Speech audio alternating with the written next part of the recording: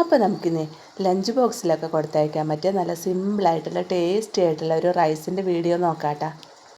പെട്ടെന്ന് ഉണ്ടാക്കിയെടുക്കാൻ പറ്റിയ ഒരു റൈസാണ് കേട്ടോ ഇത്. അപ്പോൾ നമ്മുടെ വെണ്ടയ്ക്ക വച്ചിട്ടാണ് ഈ റൈസ് ഉണ്ടാക്കുന്നത്. അപ്പോൾ നമുക്ക് നോക്കിയാലോ എങ്ങനെയാണ് ഇത് ഉണ്ടാക്കണതെന്ന്. അപ്പോൾ അതിനായിട്ട് ഞാനിവിടെ ഒരു ചട്ടി അടുപ്പത്ത് വെച്ച് കൊടുത്തിട്ടുണ്ട്. അതിലേക്ക് കുറച്ച് വെളിച്ചെണ്ണ ഒഴിച്ച് കട്ട് ചെയ്ത് വെച്ചേക്കണം വെണ്ടയ്ക്ക ചേർത്ത് കൊടുക്കുക കേട്ടോ. അപ്പോൾ വെണ്ടയ്ക്കൊക്കെ ചെറിയ കഷ്ണങ്ങളായിട്ട് ആണ് കട്ട് ചെയ്തെടുത്തത്. ഇനി അതൊന്ന് വഴറ്റിയെടുക്കാം. വെണ്ടയ്ക്ക ഒന്ന് വാടി വരണ വരെ വഴറ്റിയെടുക്കാം. അപ്പോൾ കുറച്ച് ഉപ്പ് ചേർത്തിട്ട് നമുക്ക് വഴറ്റിയെടുക്കാം കേട്ടോ.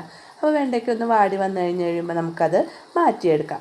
വെണ്ടയ്ക്കൊക്കെ കോരി ഒരു പാത്രത്തിലേക്ക് മാറ്റിയെടുക്കാം കേട്ടോ. ഇനി അതേ ചട്ടിയിലേക്ക് തന്നെ കുറച്ചുകൂടി വെളിച്ചെണ്ണ ഒഴിച്ചു കൊടുക്കാം. അതിന് ശേഷം അതിലേക്ക് കുറച്ച് പെരിഞ്ചീരകം ഇട്ട് കൊടുക്കാം കേട്ടോ. പെരിഞ്ചീരകമൊക്കെ പൊട്ടിക്കഴിയുമ്പോൾ നമ്മൾ കട്ട് ചെയ്ത് വെച്ചേക്കണം സബോള, വെളുത്തുള്ളി അത്രയും ചേർത്ത് കൊടുക്കാം. അപ്പോൾ നീളത്തിലാണ് കേട്ടോ സബോള കട്ട് ചെയ്തെടുത്തത്.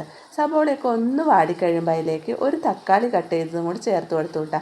തക്കാളി ചേർത്ത് തക്കാളി ഒന്ന് വാടി വരണ വരെ വഴറ്റിയെടുത്തതിന് ശേഷം അതിലേക്ക് പൊടികൾ ചേർത്ത് കൊടുക്കാം. പൊടികളായിട്ട് ഞാനിവിടെ ചേർത്തത് മുളക് പൊടി, മല്ലിപ്പൊടി, മഞ്ഞൾപ്പൊടി, പിന്നെ കുറച്ച് ഗരം മസാല കൂടിയാണ് കേട്ടോ. മസാലകളൊക്കെ ചേർത്തതിന് ശേഷം കുറച്ച് വെള്ളം കൂടി ചേർത്ത് ഒന്നുകൂടി മിക്സ് ചെയ്തെടുത്തതിന് ശേഷം നമുക്ക് വേവിച്ച് വച്ചേക്കുന്ന ചോറും നമ്മൾ വഴറ്റി മാറ്റി വച്ചേക്കുന്ന വെണ്ടയ്ക്കയും ഉപ്പും ചേർത്ത് നല്ലോണം ഇളക്കി യോജിപ്പിച്ചെടുക്കുക കേട്ടോ. വെണ്ടയ്ക്കയും ഉപ്പും മസാലയും എല്ലാം ചോറിൻ്റെ എല്ലാ ഭാഗത്തേക്ക് എത്താൻ പാകത്തിന് നല്ലോണം ഒന്ന് മിക്സ് ചെയ്ത് കൊടുക്കാം. ഇനി ഒരു 5 മിനിറ്റ് നേരത്തോളം നമുക്ക് ഫ്ലെയിം കുറച്ചിട്ട് കൊടുക്കാം കേട്ടോ. അവസാനം ഞാൻ കുറച്ച് പച്ച വെളിച്ചെണ്ണയും കൂടി ചേർത്ത് കൊടുത്തായിരുന്നു കേട്ടോ. അപ്പോൾ നമ്മുടെ ടേസ്റ്റി ആയിട്ടുള്ള വെണ്ടയ്ക്ക റൈസ് ഇവിടെ റെഡി ആയിട്ടുണ്ട് കേട്ടോ.